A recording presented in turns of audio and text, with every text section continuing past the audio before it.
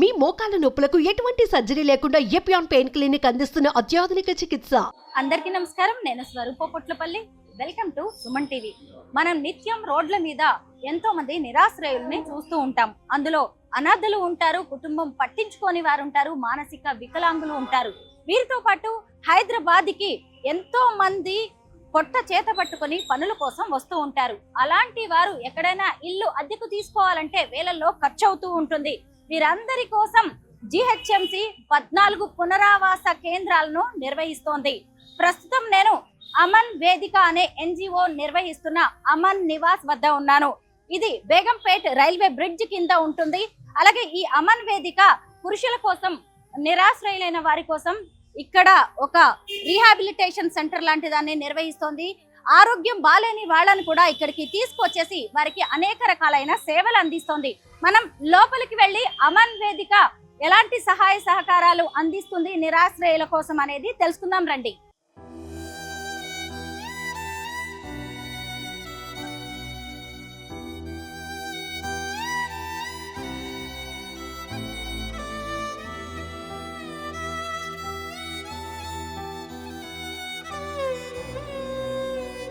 అమన్ నివాస్ లో ఎంతో మంది నిరాశ్రయుల సంరక్షణ బాధ్యతలు చూస్తున్న రామాంజనేయులు గారు, ఫిరోజ్ గారు నాతో పాటు ఉన్నారు. వారితో మాట్లాడదాం. నమస్తే రామాంజనేయులు గారు. ఇక్కడికి ఎలాంటి వ్యక్తుల్ని తీసుకుంటూ ఉంటారు, ఎలాంటి వారికి ఆశ్రయం కల్పిస్తూ ఉంటారు?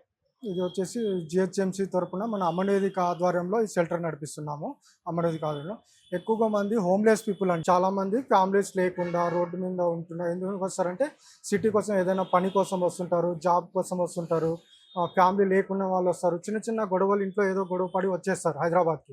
అలా వచ్చిన వాళ్ళు చాలా మంది హోమ్లెస్గా రోడ్ల మీద ఉంటుంటారు. నాంపల్లి కానీ, కాచిగూడ కానీ, ఇట్లా బస్ స్టాండ్, ఫుట్పాత్ మీద. వాళ్ళ దగ్గర రాగానే అమౌంట్ ఉండదు. అమౌంట్ లేకుండా టైంలో ఏం చేస్తారంటే రోడ్ల మీద పడుకోవడం జరుగుతుంది. అలా ఉన్నప్పుడు మేము మొబిలైజేషన్ వెళ్తుంటాం.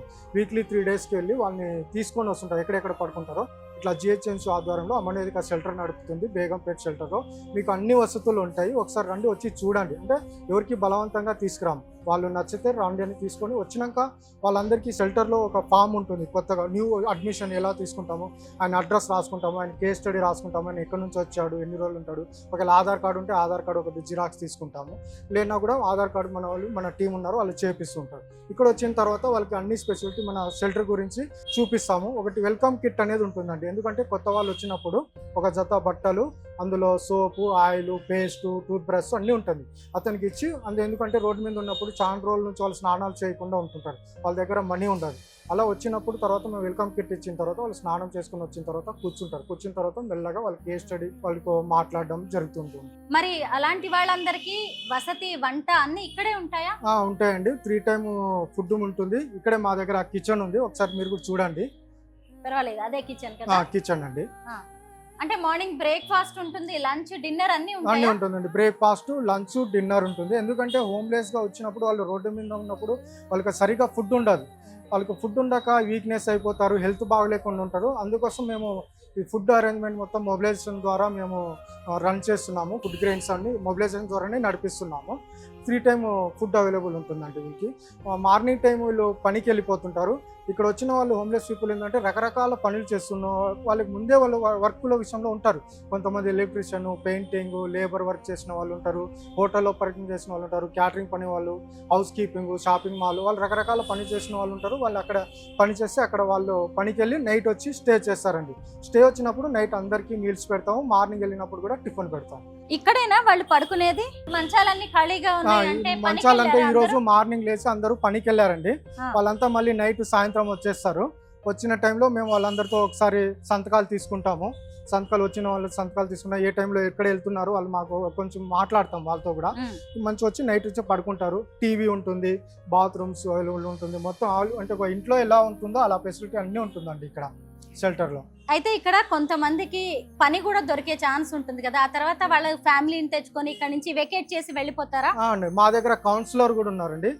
వీక్లీ 3 డేస్ వచ్చి కౌన్సిలింగ్ చేస్తారు. ఎందుకంటే చాలా మంది హోమ్లెస్ పీపుల్ రోడ్డు మీద ఉన్నప్పుడు 10 years 15 years నుంచి గ్యాప్ ఉంటుంది, అసలు ఇల్లుకి వెళ్ళారు. ఏమంటారో, ఇన్ని సంవత్సరాల నుంచి రోడ్డు మీద ఉన్నా కదా, నేనేం సంపాదించలేదు, మళ్ళీ ఏమంటారో అని ఒక ఫీలింగ్ ఉంటుంది వాళ్ళకి. అలా వచ్చిన వాళ్ళు హోమ్లెస్ పీపుల్కి మా దగ్గర కౌన్సిలర్ ఉంటాడు. కౌన్సిలింగ్ ద్వారా వానికి ఎలాగైనా మెల్లగా, కొంతమందికి డ్రింక్ అలవాటు ఉంటుంది, గాంజా అలవాటు ఉంటుంది, సిగరెట్ అలవాటు ఉంటుంది. అవును, మెల్లమెల్లగా షెల్టర్కి వచ్చిన తర్వాత మళ్ళీ ఆయన రోడ్డు మీద వెళ్ళకూడదు, మళ్ళీ ఒక లైఫ్లో మంచి తన కాళ్ళ మీద తాను నిలబడే విధంగా ఈ అమనోదిక సంస్థ చేసే బాధ్యత అది. మెయిన్ కాన్సెప్టే అది. మళ్ళీ రోడ్డు మీద వెళ్ళకూడదు, ఏదో విధంగా వచ్చిన పరిస్థితి బాగలేక వచ్చాడు, మళ్ళీ రోడ్డు మీద వెళ్ళకుండా మంచి లైఫ్లో సెటిల్ చేయాలి. అతను జాబ్ పరంగా కావచ్చు, ఒకవేళ సర్టిఫికేట్ ఉన్న వాళ్ళు వస్తే అతను ఏదో విధంగా మాకు ఉన్న టీమ్ మెంబర్స్, మా కన్సల్టెంట్స్తో మాట్లాడి జాబ్లో కూడా పెట్టిస్తాము. కంప్యూటర్ ట్రైనింగ్ ఇప్పిస్తాము, డ్రైవింగ్ లైసెన్స్ ఉంటే డ్రైవింగ్ కూడా నేర్పిస్తాము. ఒకటి వరలక్ష్మి ఫౌండేషన్ అని GMR ఫౌండేషన్ ఒకటి ఉందండి శంషాబాద్ దగ్గర. అక్కడ కూడా వాళ్ళు డ్రైవింగ్ నేర్పిస్తూ ఉంటారు. స్కిల్ ఉన్న వాళ్ళందరికీ మేము 3 months కోర్సు హాస్టల్ ఉంటుంది, అక్కడ కూడా పంపించి 3 members డ్రైవింగ్ నేర్చుకొని వచ్చి ఇప్పుడు జొమాటోలోను, ఫ్లిప్కార్ట్లోను వాళ్ళే వెహికల్స్ ఇచ్చి 20-25,000 నెలకు సాలరీ సంపాదిస్తున్నారు వాళ్ళు. రామాంజనేయులు గారు, ఇంతమందికి తిండి పెట్టాలి, వాళ్ళ అవసరాలు తీర్చాలి అంటే కూడా చాలా డబ్బులు అవసరం అవుతూ ఉంటాయి. మరి ప్రభుత్వం నుంచి ఏమైనా సహకారం అందుతుందా, లేదంటే ఎవరైనా దాతలు ముందుకొచ్చి మీకు సహకరిస్తూ ఉంటారా? ప్రభుత్వం నుంచి అయితే నెలకి 7,500 ఓల్డ్ ఏజ్ పీపుల్ కొరకు నెలకు ఒక 5 members మీల్స్ పెట్టమని మాకు గవర్నమెంట్ GHMC నుంచి ఉందండి. అది 25,000లో 5 members పెడతాం. మిగతా మంది వచ్చేసి 35 members ఉంటారు. వాళ్ళకి రెగ్యులర్గా, ఎందుకంటే రోడ్డు మీద ఉన్నప్పుడు వాళ్ళకి ఫుడ్ లేకనే చాలా వీక్గా ఉంటారు, చాలా ఇబ్బంది పడుతుంటారు. షెల్టర్కి వచ్చిన తర్వాత వాళ్ళు కంపల్సరీ మేము ఫుడ్ పెట్టాలి 3 times. ఫుడ్ విషయంలో మాత్రమే మాకు కొంచెం మొబిలైజేషన్ చేస్తూ ఉంటామండి. కొంచెం దాతలు వస్తూనే ఉంటారు, ఇంకా మాకు దాతల కొరకే మేము చూస్తున్నాము. ఇంకా మొబిలైజేషన్ చాలా ఇంపార్టెంట్, ఎందుకంటే ఫుడ్, కొంతమంది వీక్గా ఉన్న పేషెంట్లు కూడా ఉంటారు, వాళ్ళకి న్యూట్రిషన్ స్పెషల్గా కావాలి. ఎగ్స్ కానీ, చికెన్ కానీ, ఫ్రూట్స్ కానీ, మెడిసిన్స్ కానీ, ఇలా వాళ్ళకి స్పెషల్గా కొంచెం దాతలు కూడా మాకు దాతలతోనే నడిపిస్తున్నాము. ఇంకా కొంచెం వాళ్ళు వస్తే బాగుంటుందని కోరుకుంటున్నాము. ఇంకోటి పండుగలు కూడా, ఇప్పుడు రంజాన్ కానీ, క్రిస్టియన్స్ కానీ, దసరా కానీ, ఏ విషయంలో అయినా సరే మన దగ్గర వచ్చే హోమ్లెస్ పీపుల్ రకరకాల మనుషులు అందరూ వస్తుంటారు, అన్ని కులాల వాళ్ళు వస్తారు. కాబట్టి మేము అందరికీ ఈక్వల్గా చూస్తాం.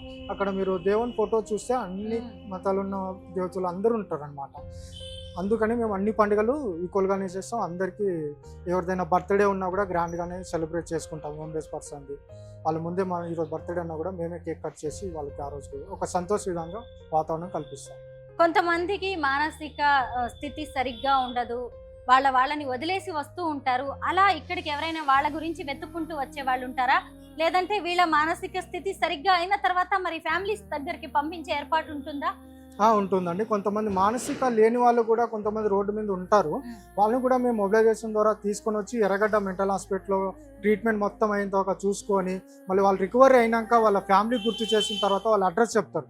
వాళ్ళ అడ్రస్ చెప్పినప్పుడు మనం వాళ్ళతో కల్పించి, రీసెంట్గా 3 months బ్యాక్ తిరుపతి అతను ఫస్ట్ బాగానే ఉండేవాడు షెల్టర్లో వచ్చినప్పుడు. అతను తర్వాత మెల్లమెల్లగా ఆయన ముందు మెడిసిన్ వాడాక చాలా మెంటలీ కండిషన్లోకి వెళ్ళిపోయాడు, చాలా పిచ్చిగా బిహేవియర్ చేసేవాడు. అతను తీసుకెళ్లి ఎర్రగడ్డలో మెంటల్ హాస్పిటల్ జాయిన్ చేసి మెడిసిన్ ఇప్పించాం, 3 months కోర్స్ చేసాం. దాని తర్వాత మంచి రికవర్ అయినాక తన అడ్రస్ మొత్తం చెప్తే వాళ్ళ అన్న కాంటాక్ట్ నెంబర్ ఇస్తే వాళ్ళ అన్నను కూడా తిరుపతి నుంచి పిలిపించి హ్యాపీగా అతనికి ఇంటికి పంపించాం. ఇప్పుడు హ్యాపీగా ఉంటున్నాడు. అది కూడా మేము ఫాలో అప్ చేస్తుంటాం. ఇక్కడ వచ్చిన తర్వాత హోమ్లెస్ పీపుల్ రెగ్యులర్గా కౌన్సిలింగ్ ద్వారా ఫ్యామిలీకి కానీ, జాబ్ కానీ, రూమ్ తీసుకుంటామంటే రూమ్ తీసుకుని పంపించిన తర్వాత కూడా మేము ఫాలో అప్ చేస్తూ ఉంటాం. వాళ్ళతో రెగ్యులర్గా కాంటాక్ట్లో ఉంటాం. కాళ్ళు చేతులు బాగుండి సంపూర్ణ ఆరోగ్యంగా ఉన్న వాళ్ళందరూ ఇక్కడ ఉంటారు.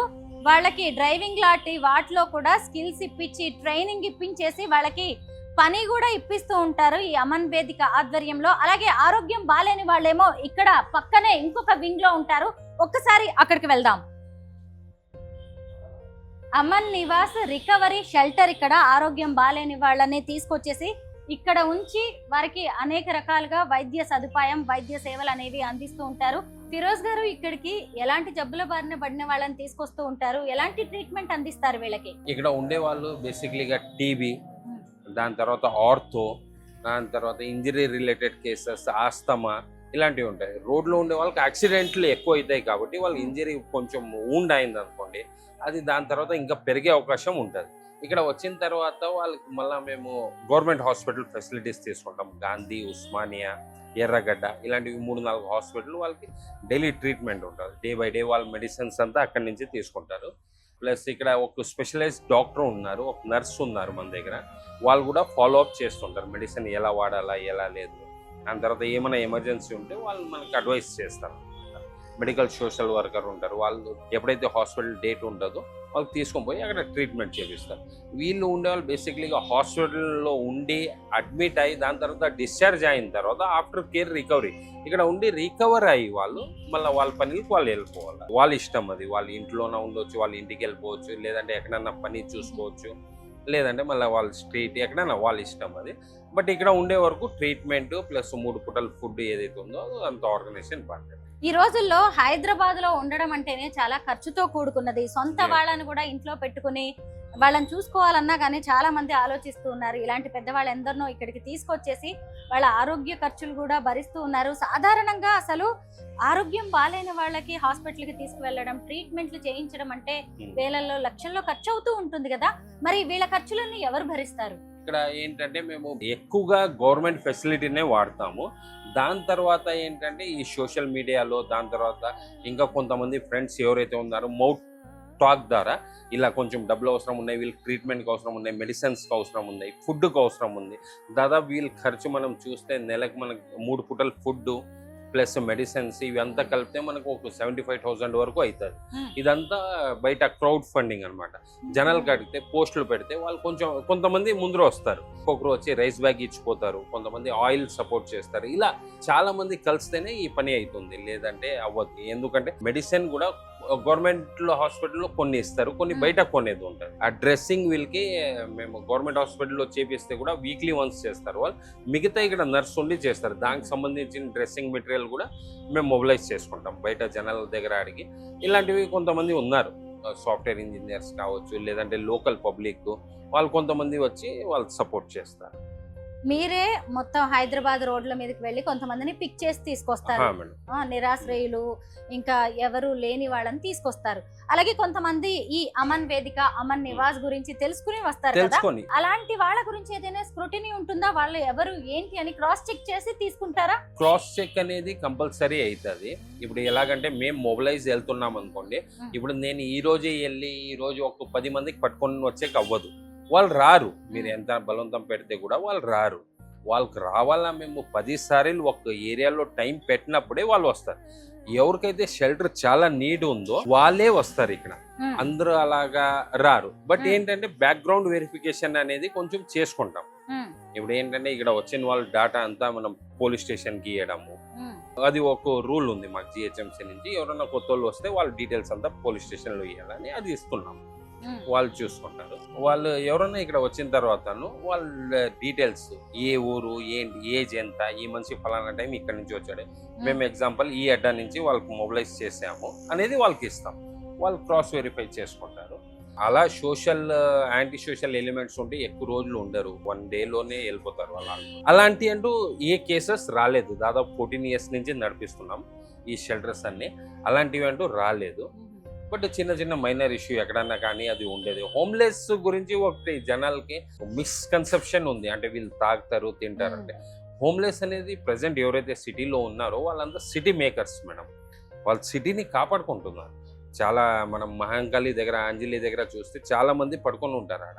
అక్కడంతా బంగారం షాపు, వెండి షాపులు ఉన్నాయి, సెక్యూరిటీ గార్డ్ లేరు ఆడ. వీళ్ళే సెక్యూరిటీ అనమాట. ఇలాంటివి హోమ్లెస్ అనేది city makers, end of the day city makers. మన చోటు వాళ్ళకి ఇస్తే ప్రాబ్లం లేదు, వాళ్ళ కోసం పని చేయాల్సిందే. జనాలు ఇంకా ముందు రావాలా, వాళ్ళు కొంచెం హెల్ప్ చేసే, కానీ వాళ్ళు మన వాళ్ళే అనుకొని కొంచెం సహాయం చేయాలి.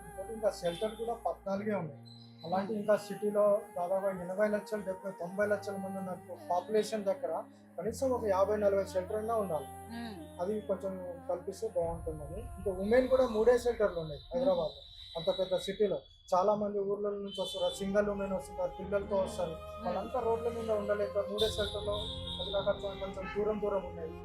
ఉమెన్స్ కూడా కొంచెం షెల్టర్ కల్పిస్తే చాలా బాగుంటుందని కోరుకుంటున్నాను. ఇది హైదరాబాద్లో అంతేకాదు సౌత్లో మొత్తం మన 4 రాష్ట్రాలు కలిపితే సౌత్ ఈ రికవరీ షెల్టర్ అనేది కాన్సెప్ట్ హైదరాబాద్లో ఫస్ట్ టైం ఇది. అంటే ఒక పేషెంట్ రోడ్లో వెళ్ళకుండా మళ్ళీ షెల్టర్లో వచ్చి రికవర్ అయ్యి మళ్ళీ వెళ్ళిపోవచ్చు. వాళ్ళ హెల్త్ బాగా చేసుకోండి అనేది ఇది ఒక కొత్త కాన్సెప్ట్. లైబ్రరీ కూడా ఉంటుందండి ఇక్కడ. ఆజాద్ రీడింగ్ రూమ్ అని పెట్టాము. ఎందుకంటే చాలా మంది చదువుకుని ఉంటారు, చదువులేని వాళ్ళు కూడా వస్తారు. వాళ్ళకి కొంచెం అవగాహన, మనకు డైలీ న్యూస్ పేపర్ కూడా వస్తుంది. మాకు బుక్స్ ఉంటాయి, చదువుకుంటారు. న్యూస్ పేపర్ అంటే ప్రపంచంలో ఏం జరుగుతుందో షెల్టర్లో ఉండి కూడా వాళ్ళు తెలుసుకోవాలి అనే ఉద్దేశంతోనే మేము లైబ్రరీ పెట్టాము. ఇంకోటి చెస్ యాక్టివిటీస్ కింద చెస్, క్యారమ్ కూడా అప్పుడప్పుడు మేము పోటీలు పెడుతుంటాం. ఆగస్ట్ 15th, జనవరి 26 ఏదైనా పండుగలు వచ్చినప్పుడు వాళ్ళు మంచిగా ఒక యాక్టివిటీస్గా సంతోషం కల్పించడానికి చిన్న చిన్న ప్రైజులతో కూడా ఇస్తుంటాం. వాళ్ళు గెలిచిన వాళ్ళకి ప్రైజ్ మనీ కూడా ఇస్తుంటామండి. టీవీ ఉంటుంది యాక్టివిటీస్ కింద. ఇంకా బయట కూడా క్యారమ్ బోర్డ్ ఆడుకుంటారు, చెస్ ఆడుకుంటారు, ఇండోర్ గేమ్ అవైలబుల్గా ఆడుకుంటారు.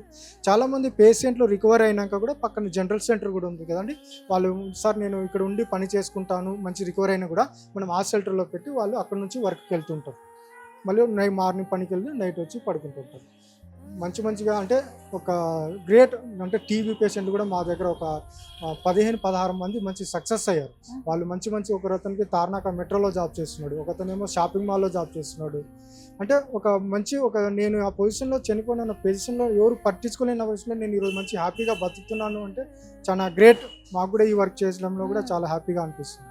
ఇవి పునరావాస కేంద్రాలు మాత్రమే కాదు, పునర్జన్మనిచ్చే కేంద్రాలు.